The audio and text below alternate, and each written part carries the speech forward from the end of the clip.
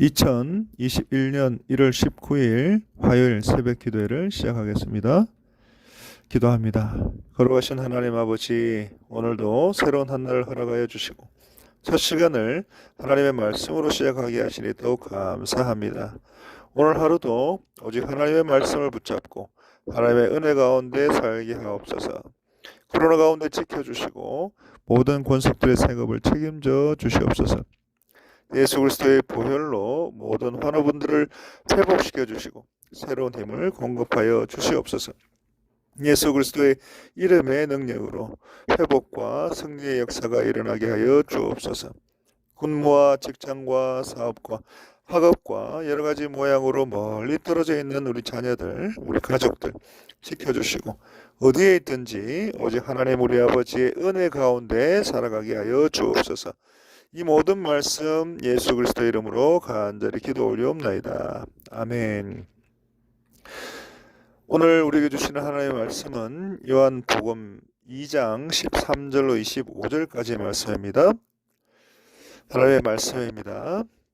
유대인의 유월절이 가까운지라 예수께서 예루살렘으로 올라가셨더니 성전 안에서 소와 양과 비둘기 파는 사람들과 돈 바꾸는 사람들이 앉아있는 것을 보시고 노끈으로 채찍을 만드사 양이나 소를 다 성전에서 내쫓으시고 돈 바꾸는 사람들의 돈을 쏟으시며 상을 엎으시고 비둘기 파는 사람들에게 이르시되 이것을 여기서 가져가라.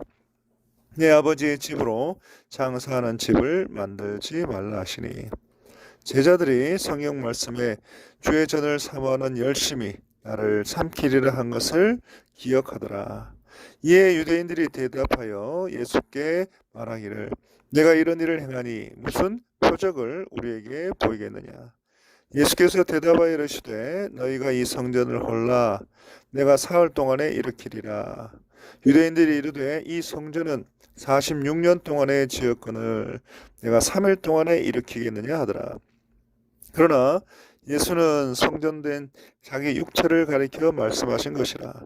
죽은 자 가운데서 살아나신 후에야 제자들이 이 말씀하신 것을 기억하고 성경과 예수께서 하신 말씀을 믿었더라. 6월절에 예수께서 예루살렘에 계시니 많은 사람이 그의 행하시는 표적을 보고 그의 이름을 믿었으나 예수는 그의 몸을 그들에게 의탁하지 아니하셨으니 이는 친히 모든 사람을 아심이요 또 사람에 대하여 누구의 증언도 받으실 필요가 없었으니 이는 그가 친히 사람의 속에 있는 것을 아셨음이니라. 아멘. 요한복음 2장 13절에 6월절이 가까이 오자 예수님께서 예루살렘으로 올라가십니다. 14절에 성전 안에서 소와 양과 비둘기 파는 사람들과 돈 바꾸는 사람들을 보십니다. 오늘 본문에 언급된 소와 양과 비둘기는 모두가 다 제사에 사용된 희생 제물이었습니다. 그리고 가축의 종류는 레위기 1장 제사 드리는 사람의 빈부에 따라서 선택된 것입니다. 그런데 희생제물로 쓰일 가축은 흠이 없고 정결한 1년생이어야만 했습니다. 그리고 그 적격 여부를 제사장으로부터 검사를 받아야 했습니다. 그래서 외국이나 먼 지역을 다녀야 했던 사람들은 집에서 가져오는 것보다 예루살렘 성전에서 팔고 검사를 받을 필요도 없었던 그런 제물을 사서 바치고 있었던 것입니다. 이처럼 당시에 제물로 쓰이는 가축의 거래는 원래 순례객들의 편의를 위한 것이었지만 점차 상업적인 수익을 얻기 위한 사업으로 전락하고 말았던 것입니다. 그리고 이 모든 것들은 배후에서 대제사장이 주관을 했었고 이로 인해서 막대한 수입을 얻게 된 상인들은 다시 대제사장에게 그에게 헌납을 하게 된 것입니다. 그리고 20세 이상 되는 유대인이나 유대교로 개종한 이방인들은 성소에 반세겔되는 속전을 바치게 되어 있었습니다. 하지만 당시에는 로마의 시저나 이방 군주의 얼굴이나 이방 우상의 상징이 들어있는 돈들이 사용되었기 때문에 이것을 하나님께 바치는 것은 신성모독으로 생각했었습니다. 그래서 유대 전통 통화인 세겔로 교환해서 성전에 바쳤는데 그 과정에서 환전상들이 많은 이익을 남기게 된 것입니다. 그리고 당시 이러한 환전은 산헤드린 공회에서 관장을 했었고, 이들은 대제사장들과 마찬가지로 막대한 수입을 올릴 수 있게 되었던 것입니다.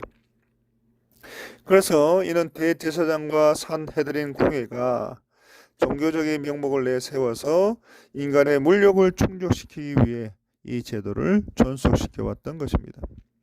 그리고 그 모습을 보신 예수님은 의로운 분노를 드러내십니다. 노끈으로 만드신 채찍으로 양과 소를 다 내쫓으시고 환전상들의 돈과 상을 엎으십니다. 비둘기를 가져가라 하시고 네 아버지의 집으로 장사하는 집을 만들지 말라 하십니다. 이 채찍은 구약시대 때부터 하나님의 심판의 상징으로 사용된 도구입니다. 여기서도 신성을 모독하는 자들에게 대한 분노를 나타내는 도구로 사용이 되고 있는 것을 보게 됩니다. 또 당시에 세속적인 지배계층으로 타락한 대제사장들과 종교 지도자들의 권위와는 비교할 수 없는 하나님의 아들이신 예수 그리스도의 신성한 권위를 나타내고 있는 것입니다. 그러자 18절에 유대인들이 말합니다. 내가 이런 일을 행하니 무슨 표적을 우리에게 보이겠느냐. 그러자 예수님께서 말씀하십니다. 너희가 이 성전을 헐라. 내가 사흘 동안에 일으키리라.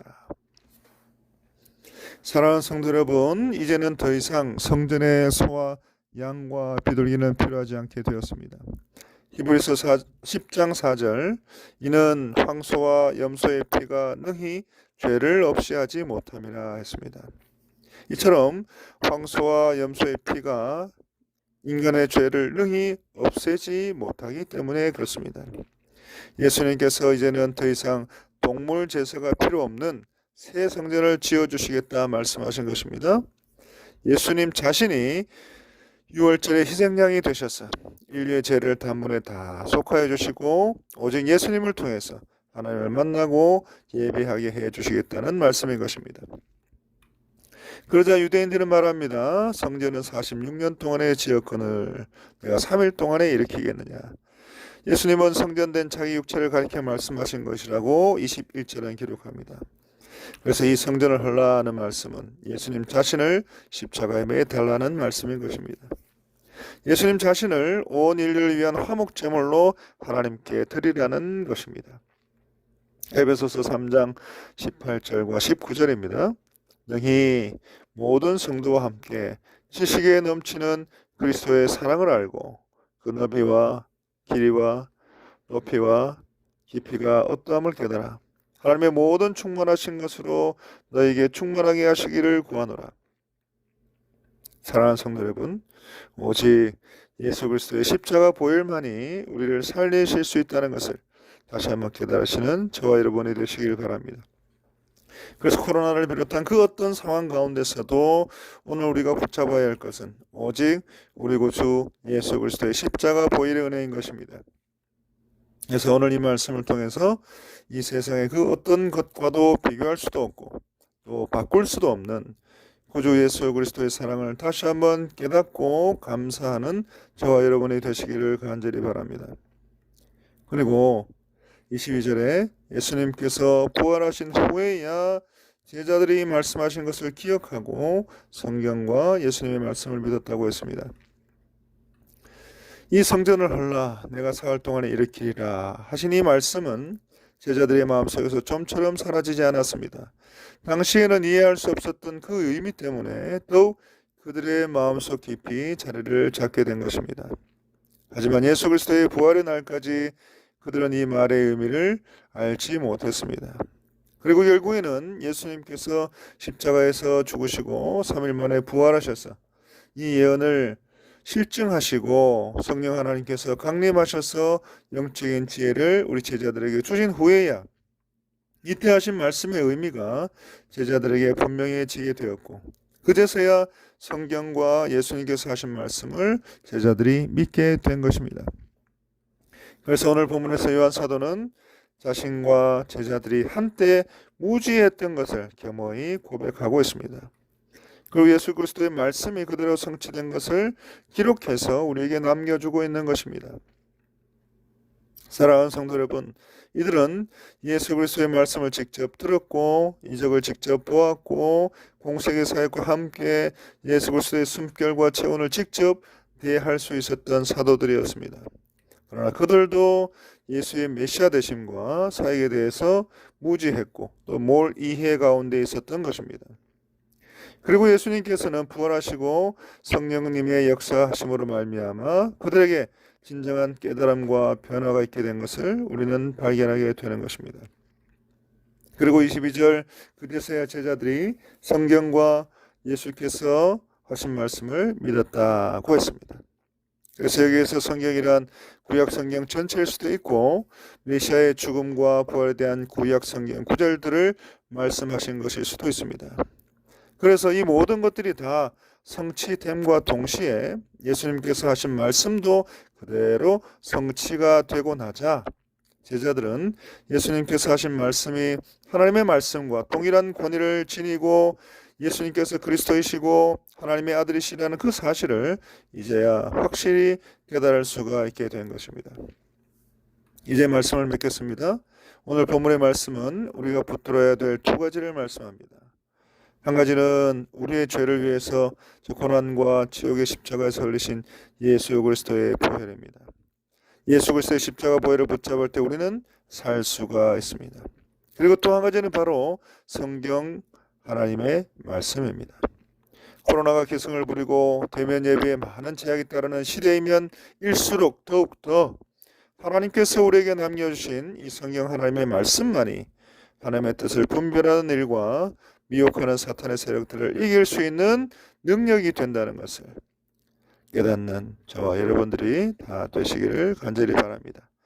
그래서 오늘 하루도 우리의 모든 남은 인생도 오직 예수 그리스도의 십자가 보혈과 성경의 말씀만 붙들고 살아가는 저와 여러분이 되시기를 간절히 바랍니다. 기도하겠습니다. 우리 교회와 담임 목사를 위해서 기도합니다. 우리 교회에 속한 모든 성도님들과 환우분들을 위해서 기도합니다.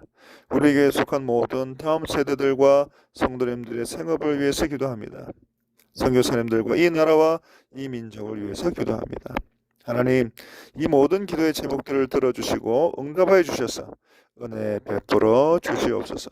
이 모든 말씀을 우리 구주 예수 그리스도의 이름으로 간절히 기도 드리옵나이다. 아멘.